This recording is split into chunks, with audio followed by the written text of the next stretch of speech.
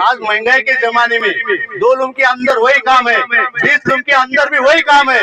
बहुत से लोग लूम चलाते चलाते लंगड़े हो गए। आप मजदूरी जो बढ़ाने की बात है, मुतालबा रखे है 66-52 की जो मजदूरी अभी है वह 1 रुपया 20 पैसा भी दे रही। तो हमारा मुतालबा है कि 20 साल से मजदूरी बढ़ी नहीं है तो उसको 3 रुपया 20 पैसा किया जाए।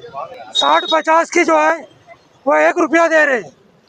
तो हमारा मुतालबा है कि उसको 3 रुपया किया जाए और 60-44 की जो मजदूरी है वो मेरे ख्याल से 1 रुपया दी जा रही है तो उसको 2.5 रुपया किया जाए। राजनीति, आंदोलन, किसान, करप्शन, गरीबी, इन सभी मुद्दों पर आवाज उठाएगा अब तक न्यूज इंडिया।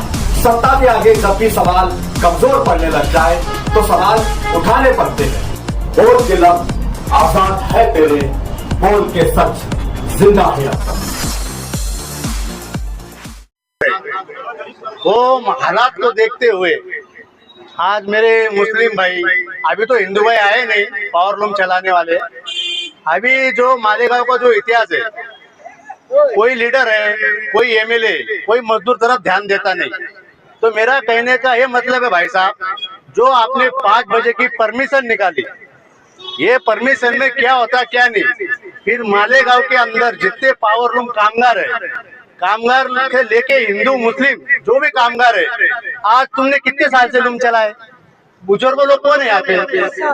20 साल। अभी तुम्हारे टाइम में कितने लूम थे? 1 loom, 2 loom, 3 loom, 4 loom.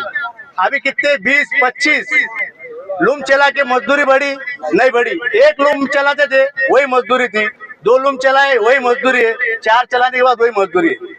Bhiwandi में मजदूरी ज्यादा है, इचलकरंजी में मजदूरी ज्यादा है, तो अपने मालेगांव में क्यों नहीं है? इसकी वजह क्या है? जब तक अपन सब मालेगांव पावर लूम के कामगार एक होंगे नहीं, सरकार को अपनी ताकत बताएंगे नहीं, जब तक ये मसला कभी सॉल्व होगा नहीं। मेरे आपसे सभी मुस्लिम भाइयों से विनती कि मालेगांव के अंदर द्याना, मालदा, देविका मंडला, जितने भी पावर लूम है, आप सब तरफ जाएंगे, घूमेंगे, हर कामगार को बोलेगी आज महंगाई के जमाने में 2 लूम के अंदर वही काम है, 20 लूम के अंदर भी वही काम है। बहुत से लोग लूम चलाते चलाते लंगड़े हो गए, अपाहिज हो गए। मैं भी पहले लूम चलाता था, मैं 2 ही लूम चलाता था। जाफर नगर की मेरी पैदाइश है, पावर लूम की बहुत सी मालूमात है। और पहले टाके पे हिसाब था, मीटर पे हिसाब महीने चालू करे ले, निम्बा कदम गुजर गए बेचारे कि मीटर से हिसाब दो हमको। ये अपने 10, 12, 20, 25 लोग से नहीं होंगे। मालेगांव के अंदर इतने मजदूर है, सब ने इकाई करके रोड पे उतरो, परमिशन लाने की जवाबदारी मेरी और शासन को झुकाने की जवाबदारी मेरी। जय हिंद, जय महाराष्ट्र। सबसे पहले मैं अल्लाह पाक का शुक्रिया अदा करता हूँ और यहाँ पर आए हुए तमाम ही मजदूर भाइयों और इलेक्ट्रॉनिक मीडिया, प्रिंट मीडिया, इन सभी लोगों का भी मैं शुक्रिया अदा करता हूँ कि आप लोगों ने यहाँ पर आकर हमें शुक्रिया का मौका दिया।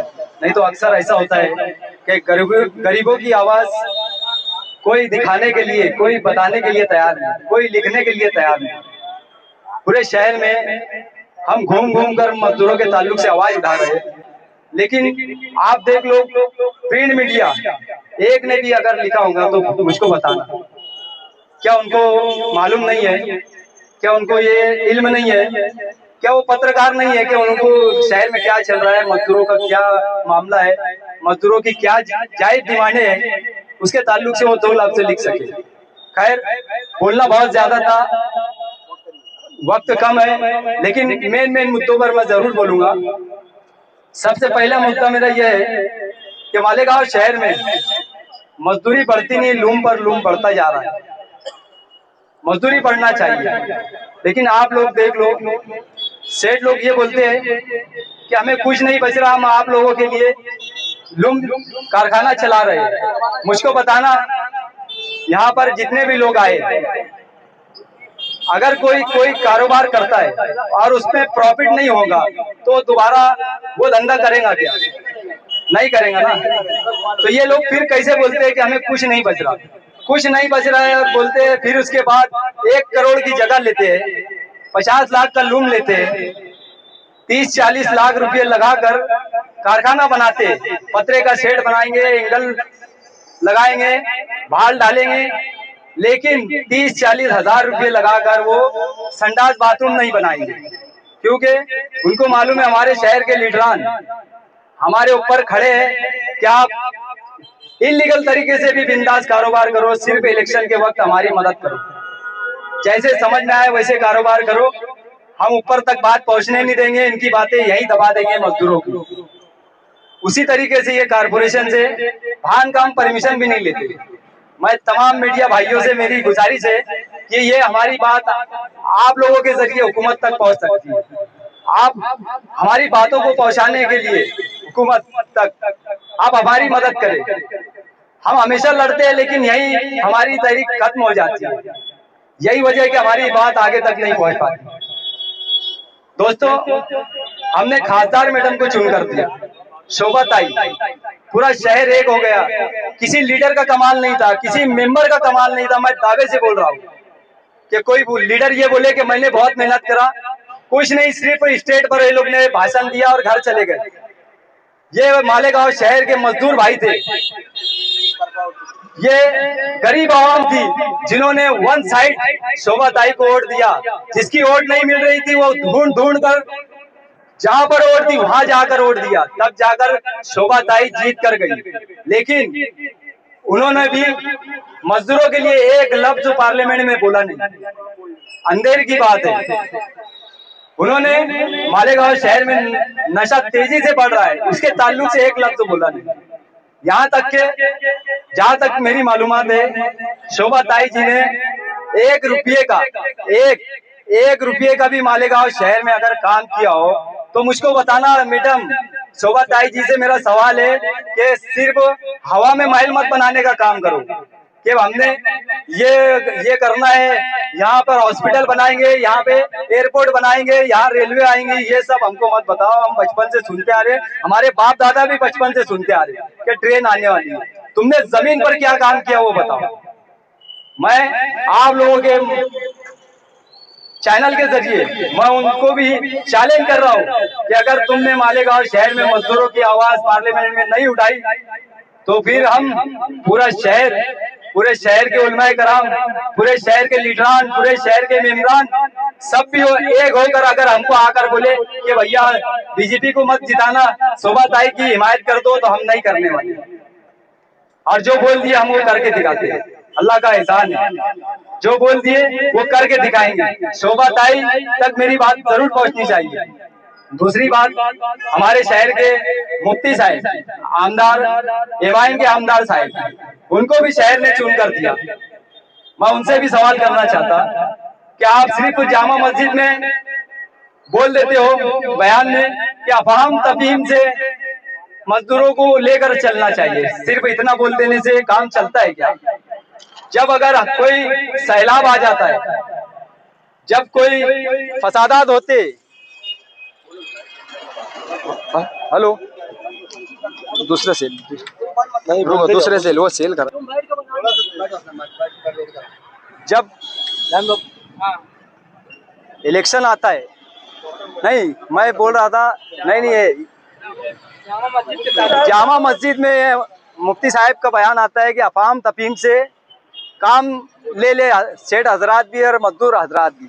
मुझको बताना, अगर सिर्फ मस्जिदों में बयान कर देने से सब मसले हल हो जाते, तो जब सैलाब आता है, जब फसादात होते, जब बाहर मुल्क हमें चंदा जमा करना पड़ता है, तो हम जगह जगह पर मंडप लगाते हैं, गली गली में मजदूर भाइयों को लगा देते हैं, बोलते हैं चंदा जमा करो। तो जब भी मजदूर भाइयों को सिर्फ मस्जिद में बोल देना चाहिए क्या यार ऐसा ऐसा हाल है, यहाँ पे हमें मदद करना है, तुम चंदा दे दो, जब क्यों मैदान में आते? और आज जब मजदूरों को तुम्हारी जरूरत है तो तुम मैदान में आने के लिए तैयार नहीं, सिर्फ मस्जिदों में बैठ कर एक लफ्ज बोल देने से काम नहीं चलेगा। आज मैं आप लोगों के जरिए मैं पूरे शहर के मजदूर भाइयों से कहना चाहता, देखो ये बुरा वक्त है, हम मजदूरों का बुरा वक्त है। अगर जो इस वक्त हमारे साथ खड़ा नहीं होता है, इस वक्त हमारा साथ नहीं देता है, तो आने वाले वक्त में ये जितने भी मैंने नाम गिनाया है, उलमाए कराम हो, लीडरान हो, ये हमारे पास चल कर आएंगे। चंदे के लिए कोई आएगा, कोई इलेक्शन में वोट मांगने के लिए आएगा, उस वक्त हमें ये बात याद दिलाना पड़ेगी उस वक्त हमें सवाल करना पड़ेगा कि जब हमारा बुरा वक्त था, जब आप कहाँ थे? उस वक्त भी जैसे आप हमारे साथ खड़े नहीं थे, हम भी आपके साथ खड़े नहीं रहेंगे। ये मैसेज मैं मजदूर भाइयों तक पहुंचाना चाहता। कितना भी बड़ा लीडर हो, कितना भी बड़ा मालक हो, अगर हम आवाज नहीं उठाएंगे तो ये कभी सुधरने वाले नहीं। मैं आप लोगों से बोलना चाहता, मजदूर भाइयों, अगर हम लोग एकजुट हो जाते, एक ताकत बनते, तो इंशाल्लाह हमारे मुतालबात जो जायज़ है वो ज़रूर मंजूर किए जाएंगे। लेकिन हम एक होते नहीं, कुछ चमचे बोलते हैं कि यार ये रुपया पैसा लेते हैं, इससे ले लेंगे या ये कर लेंगे वो कर लेंगे। आप देख लो हमारा मंडप भी, अगर कोई हमें पैसा देता तो हमें शौक है धूप में बैठने का। क्या हमें शौक है कि हम धूप में बैठेंगे, हमको बहुत अच्छा लग रहा, एसी लगी हुई है, हमको बहुत आराम मिल रहा है, लेकिन हम क्यों लड़ रहे? क्योंकि हमारी आने वाली नस्लों के लिए हमें फायदा पहुंचाना है। हमारी आने वाली नस्लें ये इतने ज्यादा लूम ना चलाएं, उनको जो जायज हक है वो मिले। बुनकर यूनियन की तरफ से यह आता है कि हालात बहुत, मजदूरों की जैसी आवाज उठती है वो फट से बोलते हैं हालात बहुत खराब है, मंदी का पीरियड है, बहुत डेंजर मंदी आने वाली है और तुम लोगों की ड्यूटी कम हो जाएंगी, हमको बंद करना पड़ेगा, हम तुम्हारा घर चले इसलिए लूम चला रहे हैं। ये सब झूठ बात है, फेक बात। 2-3 साल से इनको बहुत फायदा हो रहा था, तेजी थी, इन्होंने 5 पैसे 10 पैसे भी मीटर किसी को बढ़ा कर दिया होगा तो आप बताना। किसी को कोई कारखाने में कुछ सेठ है बेचारे जो बढ़ाना चाहते, लेकिन जो बड़ी बड़ी पीढ़ी है ना, जिनके बड़े बड़े कंपाउंड है, खास तौर से मैं उनसे बोलना चाहता कि हम आगे उनके खिलाफ कंप्लेंट डालने वाले, क्योंकि उनके जो कंपाउंड वाले खास तौर से जुमा 8 दिन का पेमेंट वो कितना बांटते हैं आप लोगों को मालूम है? 15 से 20 लाख रुपये रोकड़ा पेमेंट बांटते, मतलब ब्लैक मनी। 15 से 20 लाख रुपये रोकड़ा पेमेंट क्या होता है? Black money. हमको मजदूरों को बैंक से पेमेंट चाहिए, लेकिन ये अपनी ब्लैक मनी छुपाने के लिए ये इलीगल तरीके से कारोबार करते हैं। हम चाहते हैं हुकूमत हमें न्याय दे। हुकूमत के जिम्मेदारों से हमारा यही मुतालबा है कि कारखानों में संडास बाथरूम होना चाहिए। 2 लूम कम करो, तुम इतने ज़्यादा लूम बढ़ा रहे, 2 लूम कम करो, संडास बाथरूम बनाओ। 24 घंटा कारीगर काम करता है, उसको ज़रूरत लगेगी कहाँ जाएगा वो? ये भी तुम बना नहीं सकते और कारपोरेशन तुमको परमिशन देता है। ताज्जुब की बात है। ऐसा लगता है ये कमिश्नर साहब हमारे शहर के कई शक है हमें कि कहीं नीचे से रिश्वत तो नहीं ले लेते। यकीन बोलो, शक मत बोलो। हाँ, ये क्या हम आके वो पट्टी बांध रहे हैं, तुमको जैसे कारोबार करना है करो, हम कहीं आकर देखेंगे नहीं, कोई चौकसी नहीं, कोई एक्शन नहीं, तुम बिंदास काम करते रहो। ऐसी चल रहा है। घर गोती सनत बोल कर ये बेवकूफ़ बनाते हैं हुकूमत को भी और मजदूरों को भी। बोले हमारे लूम है, हम खुद लूम चलाते, कपड़ा बीनने के बाद घड़ी लगाते, फिर उसके बाद मार्केट में लेकर जाते और बेचते।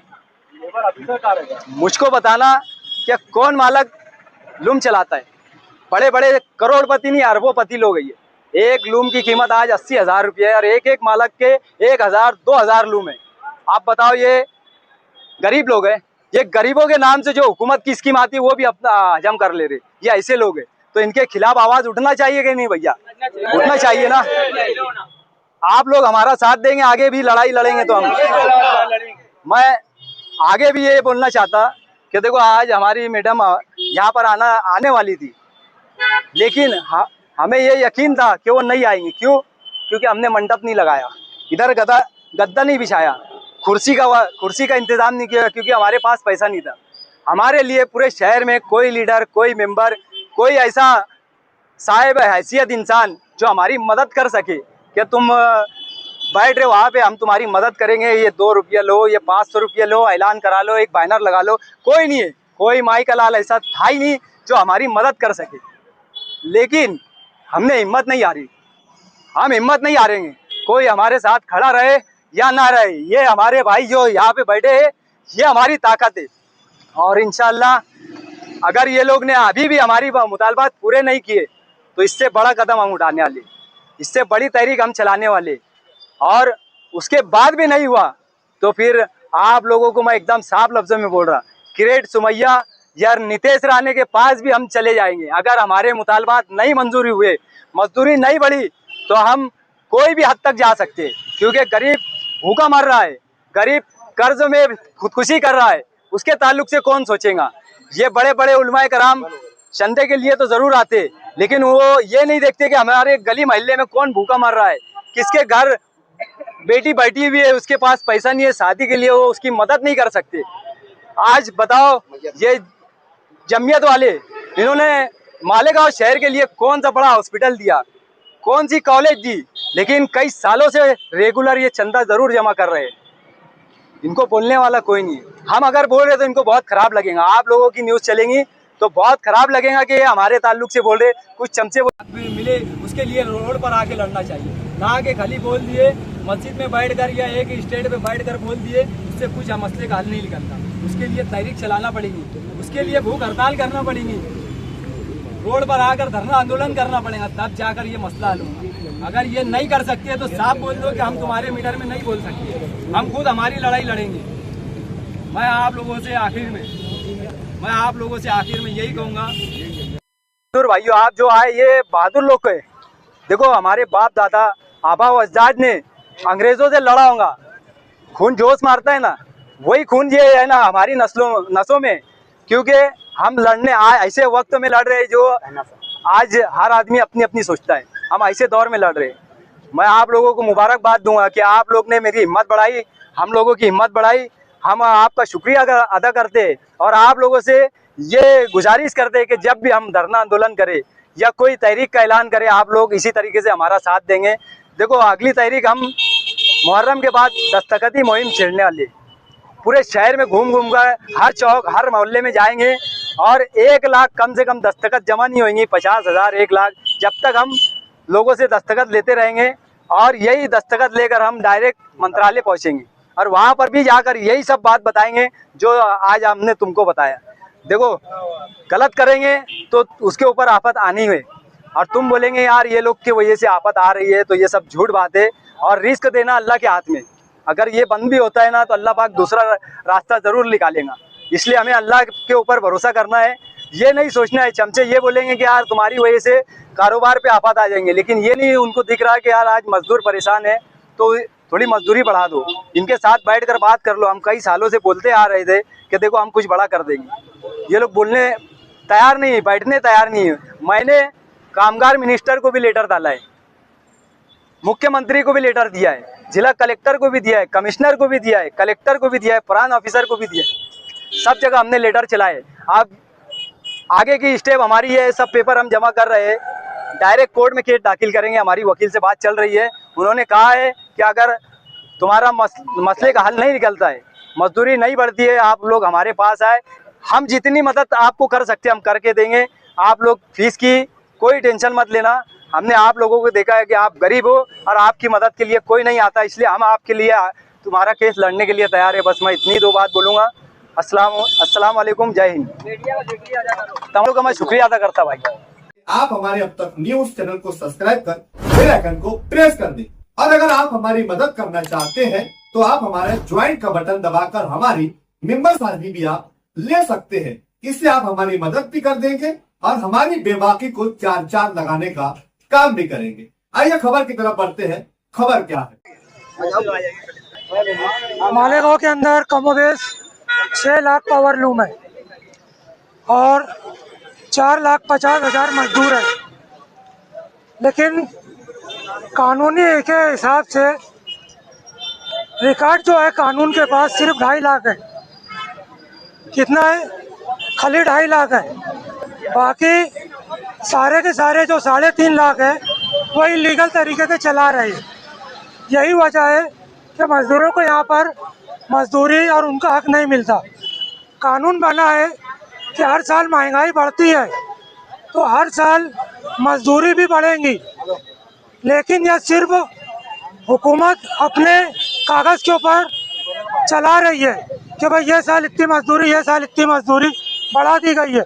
लेकिन कभी क्या हुकूमत ने अपने बंदे को, अपने जो कर्मचारी है उनको भेज करके नीचे इंक्वायरी कराई है क्या कि भाई नीचे मजदूर को मजदूरी बढ़ा कर दी जा रही है, या फिर कानून के अंदर है कि भाई 8 लूम चलाना है, 8 घंटा चलाना है, तो क्या 8 लूम 8 घंटा चल रहा है क्या? इस तरीके से कभी सरकार ने उनके आदमियों को भेजकर इंक्वायरी कराई है क्या? कभी नहीं कराई। अब यहाँ पर मजदूरी जो बढ़ाने की बात है, तो हमने जो मुतालबा रखे है 66-52 की जो मजदूरी अभी है वह 1 रुपया 20 पैसा भी दे रही। तो हमारा मुतालबा है कि 20 साल से मजदूरी बढ़ी नहीं है तो उसको 3 रुपया 20 पैसा किया जाए, और 60-50 की जो है वह 1 रुपया दे रहे। तो हमारा मुतालबा है कि उसको 3 रुपया किया जाए, और 60-44 की जो मजदूरी है वो मेरे ख्याल से 1 रुपया दी जा रही है तो उसको 2.5 रुपया किया जाए। और इसी तरीके से मजदूरों को लूम बढ़ा करके ना दिया जाए बल्कि 8 लूम और 8 घंटा दिया जाए, ताकि मजदूर घर जा कर के घर के कामकाज भी करे, और वो मुसलमान है तो थोड़ा बहुत दिन का भी काम कर सके, दिन का भी उसका हक है।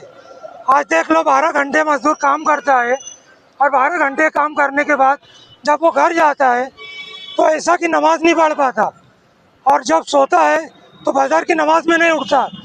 तो यह उलमा को यह नहीं दिखता कि लाखों मजदूर आज दीन से दूर है, तो उसकी क्या वजह है? मजदूरों के लिए वो अगर कोई फिक्र करते दीन की या दुनिया की तो कम से कम आवाज़ उठाते। तो मजदूरों का दीन का भी नुकसान हो रहा है और दुनिया का भी नुकसान हो रहा है, यह पावर लूम की वजह से। तो मैं यही बोलना चाहूँगा मजदूर भाइयों से कि अपना हक जो है वो मांगना नहीं है बल्कि छीनना है, और छीनने के लिए अपने को लड़ाई लड़ना है, और लड़ाई कानूनी लड़ाई लड़ना है। ऐसा नहीं कि डंडा ले लिए या कुछ और ले लिए, मारा मारी नहीं, कानूनी लड़ाई लड़ना है हमको। हम सब एक हो करके इंशाल्लाह कानूनी लड़ाई लड़ेंगे और अपन अपनी जीत हासिल करेंगे। अस्सलाम वालेकुम। के पैरों में कभी बाज नहीं होते, कमजोरों और बुज़दिलों में कभी राज नहीं होते। जिनको सर झुकाकर चलने की आदत पड़ जाए ऐसे चम्मचों के सर पे कभी ताज नहीं होते। दोस्तों, पहले तो मैं मुबारकबाद दूंगा हमारे शहर के न्यूज चैनल वाले को, यूट्यूबर को, जो लोग बेचारे यहाँ आए।